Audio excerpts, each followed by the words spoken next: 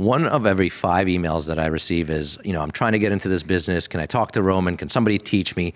Today with me, I have Peter Piccolino, one of our Rolex experts. And just a guy that started selling watches to talk about how to get into business, how to start. What do you do on day 1? What do you do on day 10? How do you build for success? Peter, thank you for joining me. Of course. This is non-scripted. I don't have an outline. I don't have any questions to ask you. That I'm going to talk to you just, face to face about.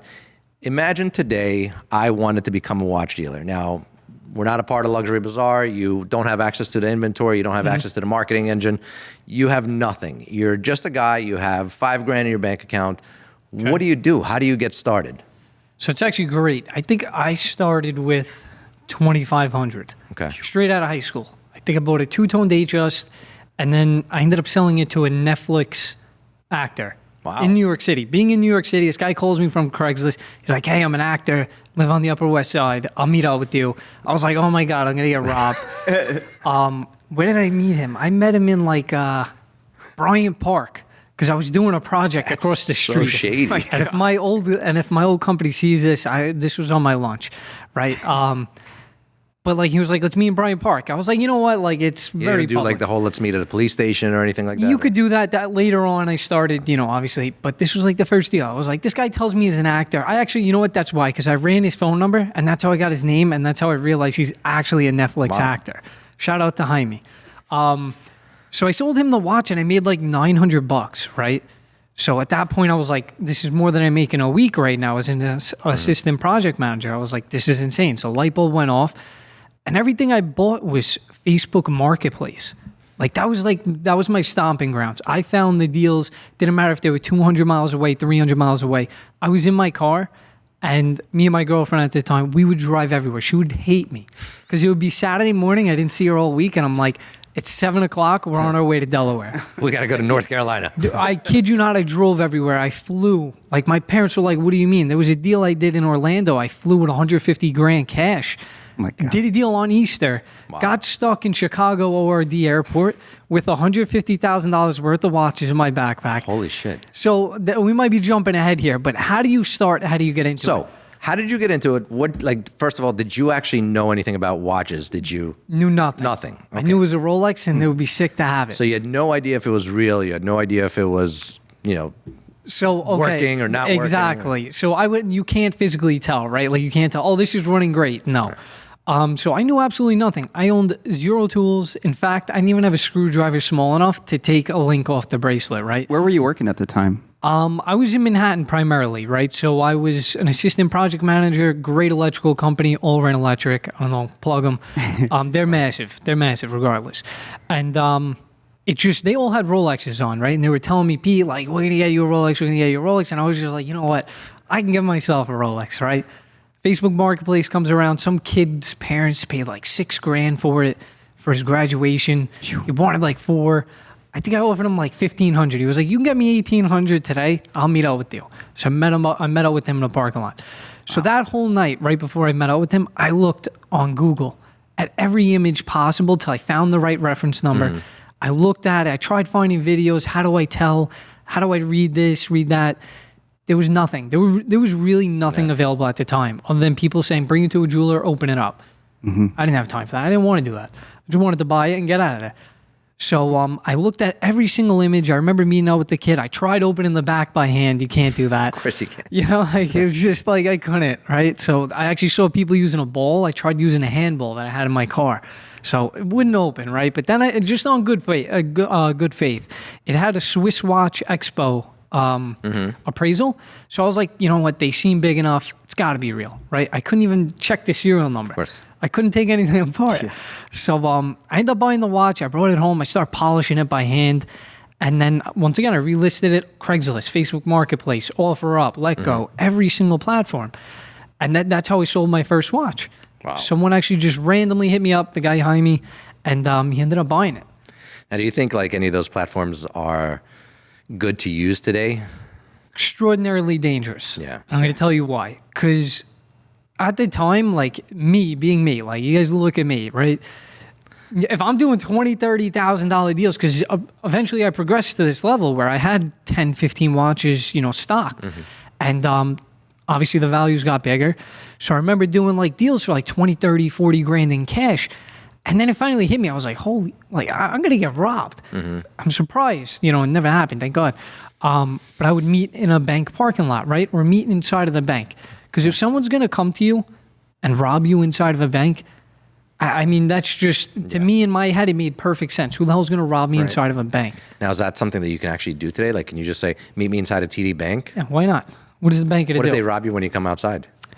It's a great question. Honestly, you could just hang back in the bank, make sure it's your bank, pretend you got to do something after, you know, tell the teller, oh, I want to order a new checkbook. You could do that, right? But then here's where that's a problem, right? It's cash. At the time, I didn't have a business, right? It was just me flipping over and over, right? I didn't make a lot of money, so I didn't make anything. Essentially, I lost money doing this. How? Well, for tax purposes, I lost money doing this. Okay. So you can't just take that money and throw it right in your bank account. Why? It's a red flag immediately, right? So you want to keep that cash going and going and going, but at a certain point, what the hell could you do with cash? You can't do anything with cash unless you're rolling it into something else that deals with cash.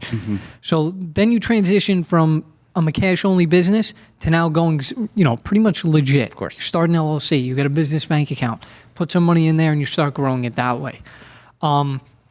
I mean, even checks. I would never take a check from anybody. Yeah, that's unless now I can. Now I can. But you know, a regular person off the street, oh, I'll give you a cashier's check.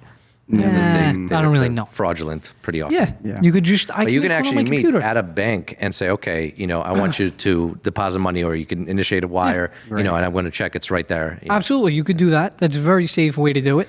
So if I wanted to get in today, where do I find watches to buy, and how do I know what they're worth? All right, so you want to start, this is game plan 101. Get Facebook. Facebook Marketplace is still a great tool. I still use it to this day. Because you know what? There's people out there, they have a good watch. They just need the money. For whatever reason, you know, and you can't feel bad, right? Whatever they tell you, you can't feel bad. You got to get in there. You got to buy the watch. You got to make your money, and that's it. Go on Marketplace. Go on Craigslist. Go on this. You'll start realizing what are scams and what is not. Also, a great tool to use, fastpeoplesearch.com. We're plugging someone again. But you could take someone's phone number, and you see me do this a million times. I used to take people's phone numbers, run it in there, right? If it came back with absolutely no data behind it, more than likely a fake cell phone number, which isn't uncommon. Some people don't want to give out their real numbers. But at least you have an idea of who you're meeting, right? You could get their home address. You get their full name. You get their son, their daughter, this, that. You can look them up. It's crazy how deep you can go on such a simple search engine, right? So be smart while you're doing it. Go on Marketplace. Find a watch. You have $5,000, like you said, right? What do I want to get? The only thing you're really going to be able to get in that price range, maybe a Breitling, Omega, maybe a Rolex, if you're lucky. So you're going to figure out what's good, you know, what's actually selling. Figure out where you are in the area, right, as well. What is the demographic of your area? Are you going to be selling a Rolex in a low-income area? But like, what do you mean your area? I'm not going to be standing on the street corner. No. Of course, I'm saying like your city, right? Okay, like, so you're still using Facebook Marketplace, Correct. Craigslist, you know, OfferUp. I don't know if they still exist, but so OfferUp, typically it's like within, let's say, a 10, 15-mile radius. You know, people are not going to buy from you from a different side of the country. Correct, exactly. But you just want to know your audience a little bit, right? Or your demographic in that area, right? You can't sell a high-end piece in a low-end, you know, area, right? So you want to hone in on that a little bit, because then you're going from, well, I'm selling to regular people to now I have to transition to online, wholesale groups, this, that. You don't have access to any of that yet. So you're going to be doing face-to-face deals right off the bat. Figure that part out, and then figure out where the market is on these pieces. I say rule of thumb, go online, see what someone's selling it for, minus 15, 20%, right? Do closed eBay sales still work?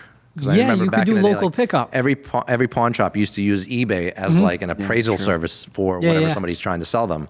You know, this sold for $15, you're offering it to me for $12. I can't really make any money there. Correct. All right, so you could still use that. What other websites would you use to kind of gauge the value? Realistically, once again, eBay. eBay's a good one. Chrono24, you can't really go. How much would you reduce off of Chrono24's prices? It's a 7% buyer's premium, I believe.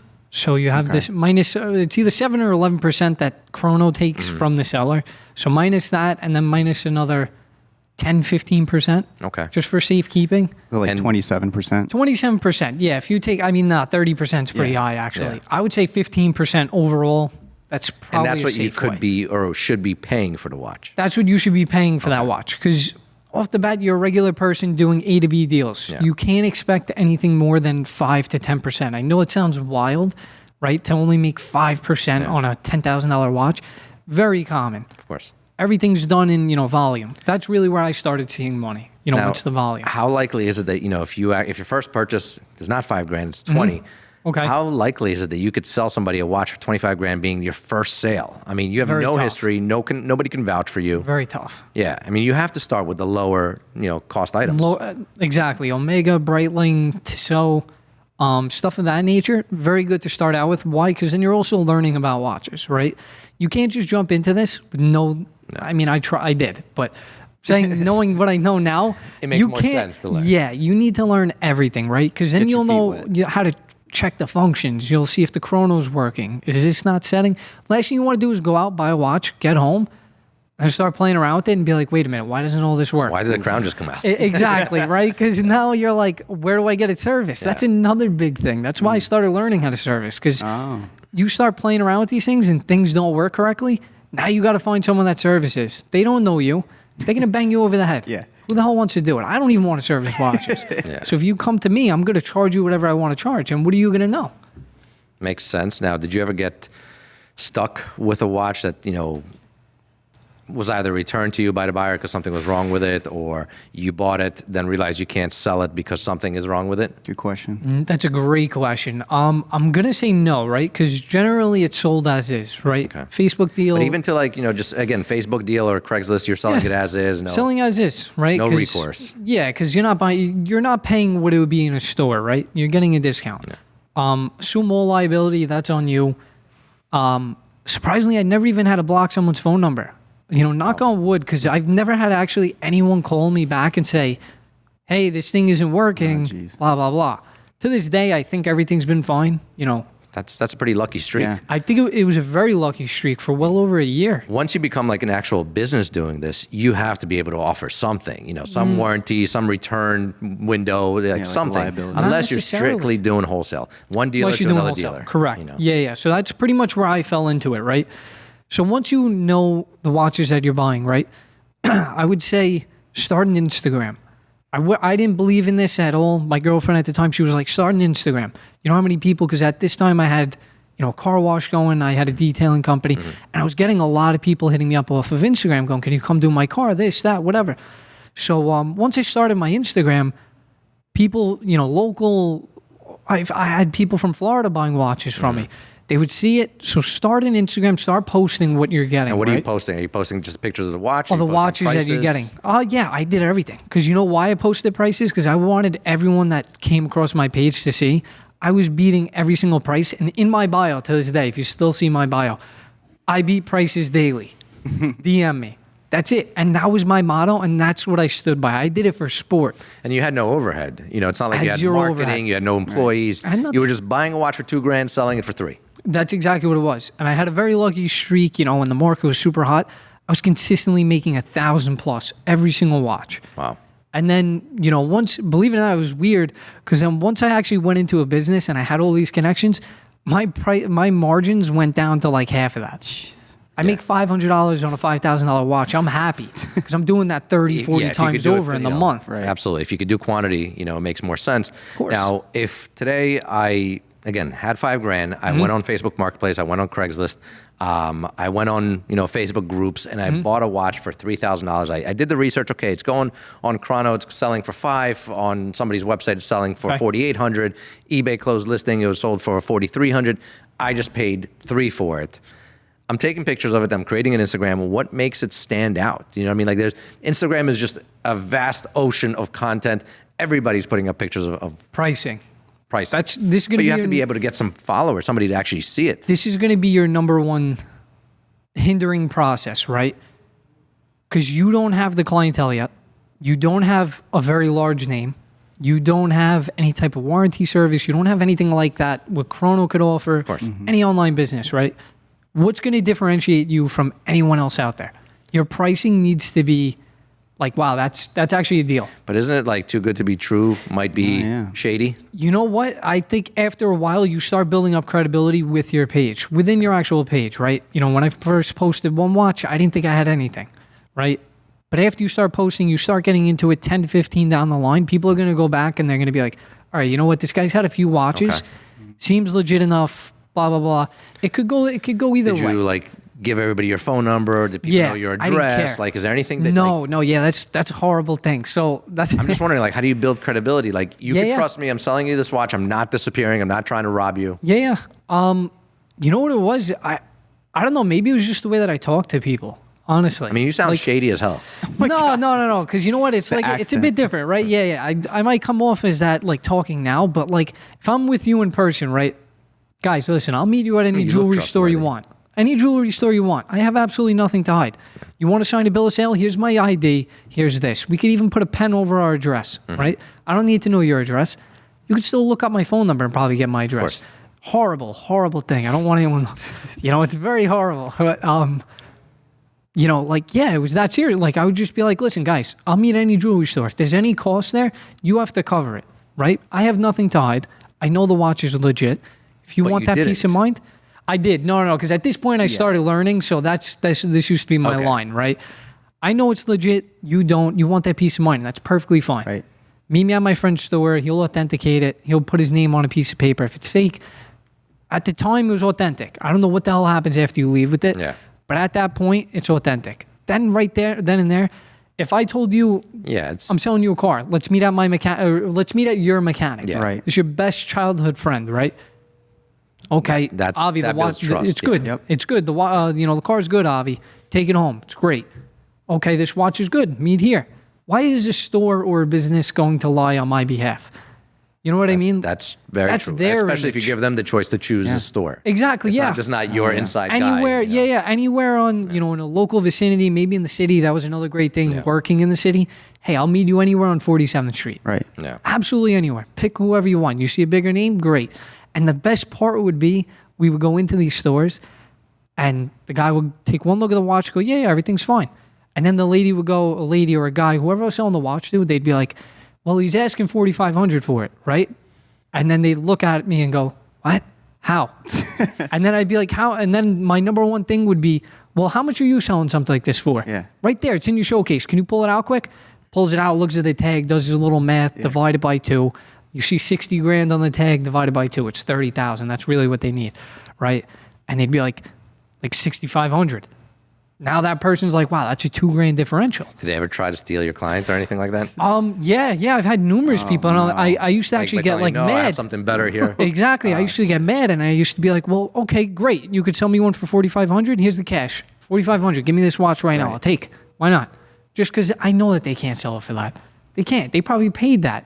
I'm selling it below wholesale at this point. I couldn't get it anywhere else. Would it make sense for me, like if I was brand new, to not try to sell to the public, but to just try to sell to all the dealers? You can, however, like I would, I'm going to beat you over the head. I have to. Yeah. Why wouldn't I try, right? Because at the end of the But day, again, I you don't have know. no overhead. So if you're making $200 a watch and you're getting, a reputation, you're building your credibility. Absolutely. That's a great way to do it. That's eventually what I transitioned into. And, I started selling just strictly because I didn't want to deal with having to message of people. course. I didn't want to have to deal with meeting up with people. I wanted to go to the city after work, go back up to 47th, drop off a package of watches, get my cash, get a check. That was it. I wanted to be happy. I knew it was safe, secure, and I can go home. Bada bing, bada boom. Exactly. That's a great thing to do. Only because then you start building a rapport with, obviously dealers. You need something now. Let's say you have a client. Oh, Avi, I need this watch. Okay, you have the watch. You're a dealer. You're going to give it to me for a decent price. And that's how you start building these connections all around the block. So that's how you know so many people from 47th Street. Essentially, yeah, that's where I would go to great. all the time. That was Now, it. are there any, I know we are familiar with some Facebook groups. Like I'm a big fan of the Moda group. Great group. 60,000 Great group. members. Pricing on there might be a little bit off. It might be more, retail-ish than wholesale, although they do operate as a wholesale platform where Yeah. verified dealers, the one thing that's great about that is that it's very unlikely you're going to ever get screwed buying somebody within Very that group, unlikely. so Very unlikely. if you're looking for Facebook groups to get into, the Moto Watch Club. Moto Watch Club, yeah, And Moto then Watch 10K Club, and under. 10K and under is that's a a good great one, yeah. group. This is a separate break-off group. Yeah. Everything is 10,000 and below. So you buy $3,000 watch, that's where you want to sell it. And if you're trying to build a retail clientele, then buying from there from verified dealers is probably the best way to do so. Exactly. You're That not would going to be get great. into the WhatsApp chats for a while until let's talk about that. How do you actually even get into them? Man, I think the first chat I ever got into had to be well within a year, like a year, maybe a little bit less. It's called 9-10 months. This was me hustling every single day, talking to absolutely everyone I could. Nobody wants to help you. Everyone wants to gatekeep, and I've noticed that. You know what? And I catch myself doing that sometimes too, because I get asked the same question all the time. Everyone wants to gatekeep. Yeah. No one really wants to share the wealth. The only way you get into a group chat is if someone else that they like you, they could trust you enough, they add you to that group chat or say, hey, to the moderator, hey, this is my friend, wants to get into this chat. Can we let him in? That's the only way you get into a chat. Can you just I'm nobody, but here's your $2,000 a year. Yeah. Let me Can't. in. So I won't say what group this is. You need to have someone physically fill out a vouch form. I'm talking, it prints out, you sign your name, you sign the dotted line. So if you get lost, they're paying your debts. Correct. This is how, and this is a very tight-knit group. When I tell you, this is probably the best group I'm in, only because if someone has a question about authenticating, they have their client there on the spot. They'll send it in. I'll write back. Perfect. Good to go. Fake. No good. No good. This, that. So it's a very tight-knit group of really, really well-known dealers. But there's a ton of groups right now. Everybody started their own WhatsApp groups. So there's a Everyone. ton. And obviously some of them are more active than others. Some of them are just more valuable than others. Absolutely. Are you able to say what would be, your top 3 groups? So I don't want to, I don't know if I can. I don't know if I okay. can say I mean, this group, but if you don't want to name them, I I'm probably not going to What would name be a them. group that you think would be... Good for regular people Yeah, like going Starting to? out. Moda. I'm going to tell you flat off the bat. Moto also has a real watch buyers group. The RWB, I think you have to pay for as well. You have to pay for it, Yes. but I'm assuming to get into it, you have to be, vouched for or verified some way. Yes, absolutely. I don't know if it's actually a WhatsApp group or just a Facebook, group. Might be a break off like a messenger It type might be, group. yeah. But Moda is really, and I mean, What do you think about the other ones? number one There's place. Rolex Forum, there is Garbage. Association of Traders, Garbage. there is, buy, sell, trade watches. Garbage. They're all garbage. They're all garbage because that's a culmination of people from everywhere in the world, right? Oh. Not to say that Moda isn't. However, in Moda, there's usually someone that can vouch for this person, right? There usually is. Even if you're a brand new guy, hey, listen, I have no vouches. Can someone vouch for you, right? You're selling me a watch. You have absolutely no vouches. I'm going to tell you, well, Avi, I'm going to send you this label. Give it to me first. Yeah. I'll pay you on delivery as long as everything's good. Yeah. Right? I have a group of people behind me that are like, if Peter doesn't pay up, I'll cover the loss. It's not an issue, right? So that's the good thing about Moda. There's always going to be someone that has a reference. At this point, I think almost everyone I know in there has done a deal with someone else. So All right. that's a very good thing. So let's sum it up. I have a couple of bucks. I'm going to start looking for a watch, whether on these platforms, Craigslist, eBay. Can you buy on eBay? Does it make sense to buy on eBay? You can't buy on eBay. It kills the deal, tax, all that. So let's say stuff. Craigslist, let's say Facebook Marketplace, let's say OfferUp, Let Go, whichever, any one of these. Even just face to face, if you know one of your friends is selling a watch now, would you start out with, hey guys, I just bought this Rolex, to all your friends, everybody you know on Instagram, all your text messages, all your contacts, be like, does anybody want to buy this? That could be, I guess, a start. Post it right on your story. Yeah. Listen, Rolex for sale. Okay. Then you want to join some Facebook groups. Let's say right now, Moda is probably the only one that we would recommend for both, price, I guess, checks to be able to see what things are selling for. Yep. 10,000 and under would be a good group as you're just starting Great out. group. And then you want to create a social, account. You want to start sharing the fact that this is what you're doing. Here are watches that I'm buying and selling. What else can you do to succeed, to grow? I mean, really to grow, it just comes from the connections, right? Because whatever, let's just say for that first year, high 5 figures. Okay. That's what I did. Not full time. It wasn't even full time. Of course. It wasn't until I made the right connections that they started getting me into these overseas groups, right? Putting me in touch with these overseas vendors where I really I exploded. I went from here to there. Okay. Also AD connections. I'm pretty sure I just lost my biggest AD connection. So I had a great Because AD of this connections. or before this? I think it was because of this. What? I think it was because of this. Yeah. Nah. Yeah. Uh-oh. I think it was, but it's all right. Listen, I'm not worried. Holy shit, I have my other bad. ones. No. It wasn't because of the, like, it was just, I think in general. Oh, because of your association yeah, with just what because of people where are. I am, you know, and obviously that was a risk I was willing to take. Right. You know, I mean, once I started my business and then I had the AD Connect, obviously I was making 50, 100% on a watch. But, you know, once you get the connections and you start getting into these overseas groups, maybe you know this guy in the States, this guy sells really cheap, this, that. That's where you could start moving volume, right? Now your capital is 50 grand. You could start buying 5, 6, 7 watches, making $600 a piece. That's where the money comes in. That's the only way you're going to grow. You need connections. Do you think you had a better opportunity because of where you were geographically, being in New York? I mean, if somebody's sitting in Idaho or somebody is in Montana, do you think they have just as much of an opportunity? I don't think that they do. Right. Because you know what it is? There's probably a mom and pop jewelry store in those locations. Makes sense. Let's say that they don't even sell Rolex, but there's probably a reason they don't sell Rolex, right? There's They've a been in market business for it. 35 years. They're selling engagement rings, diamonds, this, that, whatever. There's probably no market in your area, or at least direct, unless you want to create it. You know, but that's a huge if, and that's a big risk to take. Yeah, it's here. The question that I constantly have is like, if I go on Moda, for example, and I buy a watch for $5,000, who am I going to sell it to for $6,000? Do you know what I mean? Like, what dealer question. am I going to sell it to that, you know, pretty sure they're all on Moda. Yep. You know, where am I going to be able to unload this at a profit? Them knowing I just bought this for $5,000. That's great. That's really great, and there's really no answer for that. I mean, you would have to sell it to the public. To the public. You know, You have to sell it to the public for that. But once again, at the end of the day, there's no limit to the amount of people that want to buy a watch. I don't care what anyone says, right? I know some people that they don't care. They'll spend the money. They want to watch. If you could provide a service, it goes with any business. If you could provide a service better than another in terms of, I can get you this watch cheaper than this guy. Okay. You're always going to have a market. It just depends how long. It just really matters how long you're willing to tie up that cash flow. Would you You could sell recommend a for watch for somebody to specialize somewhere? So, for example, you have like RM plug. Richard Meals, That's that's it. That's his thing. You know, would you want to be like the Patek plug? Would you want to be the AP plug? Would you want to be Rolex King? Right off the rip, you can't associate yourself with any of that. You got to be diverse. You got no. Just because right off rip, where are you getting Pateks? Yeah, of course. I mean, You know what I let's mean? assume, hey, let's assume you you start build with up a $100,000. thing. I mean, Okay. some people start with 5. Some people could start with 100. Okay. If I want to become the Patek, you know, plug, Patek, yeah. does it make sense to specialize or not? Because then you're limiting yourself to one type of customer, a customer that only wants Pateks. Yeah. But that's not a bad It's product. not a bad, you know. no, it's not a bad thing, but you're not immediately going to be able to gravitate towards those clienteles.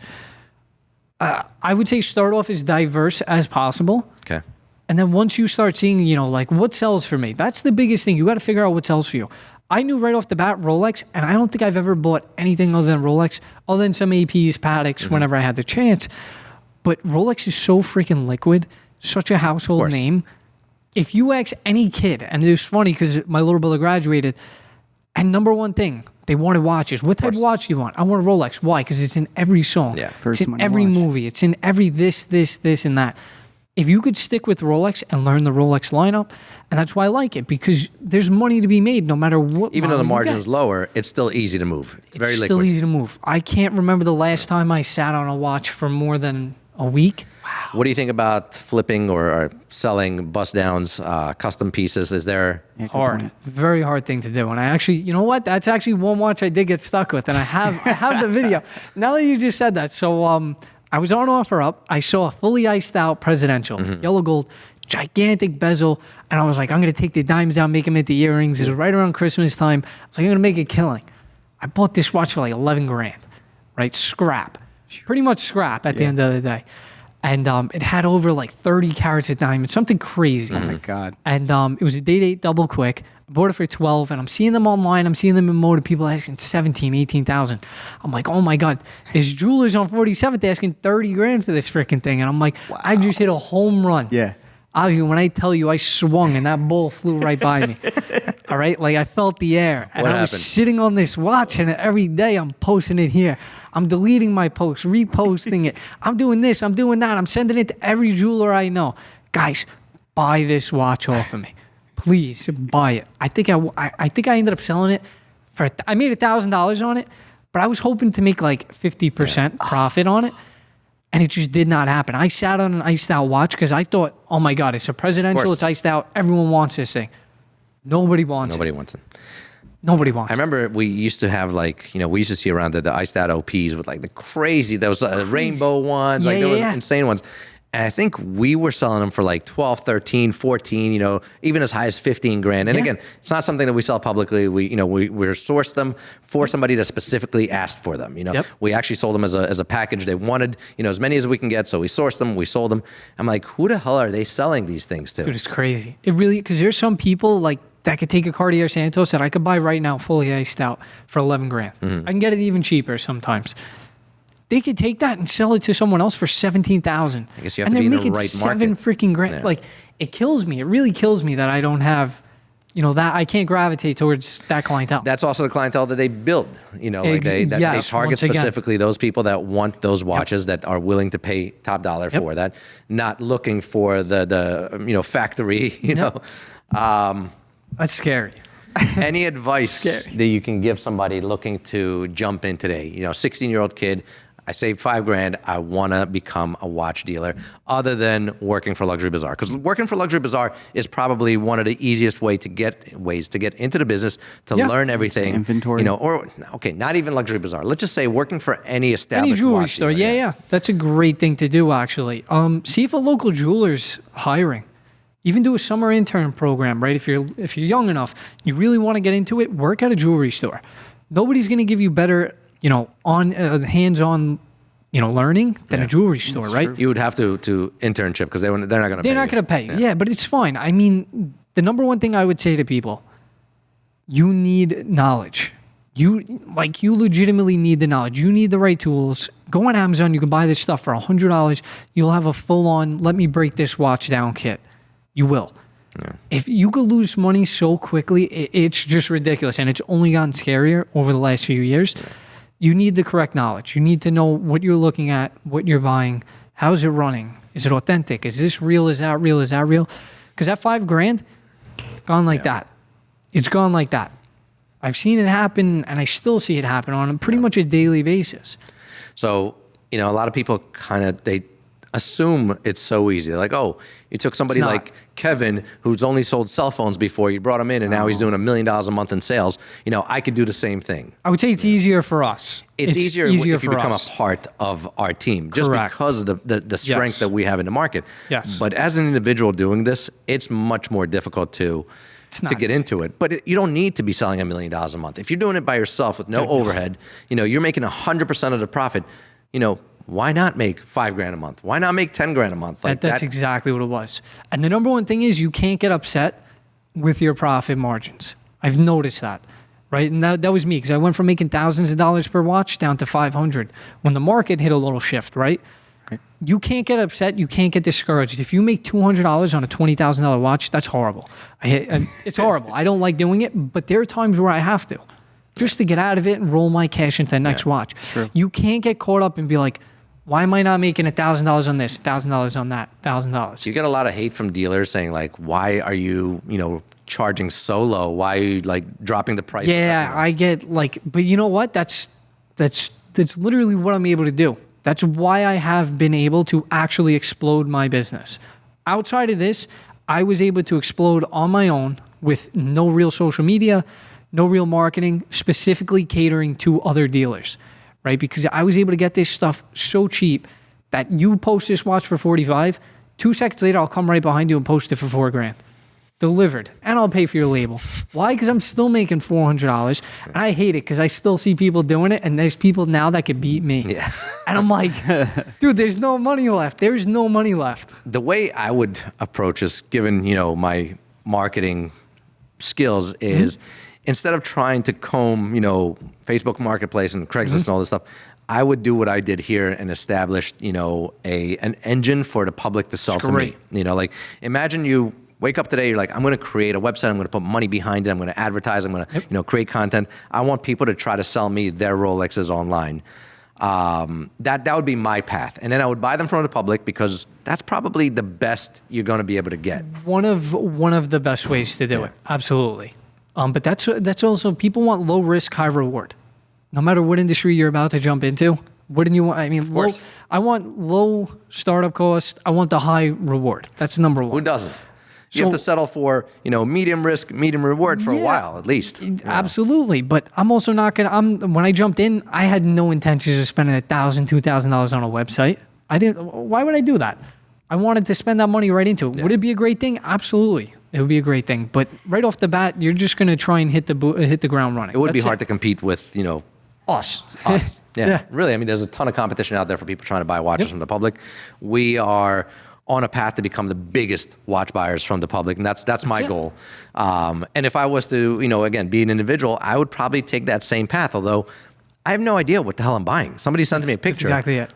How do I know what this is, how much it's worth, whether it's authentic? And why are they going to send it to you? Like how we're lucky enough to have this stuff sent in. We have the credibility. We have the trust factor. Why am I going to send you my watch? Like with no... I would concentrate locally and I would meet them. I would meet them at a jewelry store and with the money in hand, ready to buy it. That's a good way. There's a lot of risk. Of course, there's a risk in everything that you do.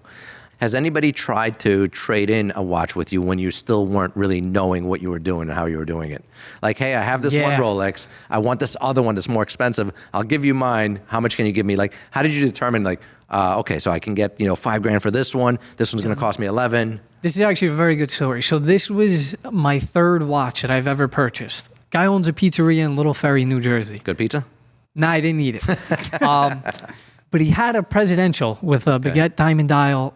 I posted up a Datejust. He was like, hey, I want your Datejust, but I have this presidential. Do you want to trade? So now in my head, I'm like, wait, a straight trade? I was like, I'm making out like a bandit, like $9-10 right? Like, how much are you going to give this me? Guy, yeah. And the guy was just like, he was like, no, not a straight trade. You need to add money. Or you could just buy my watch for $12,500, right? At the time, insane price. This was back then.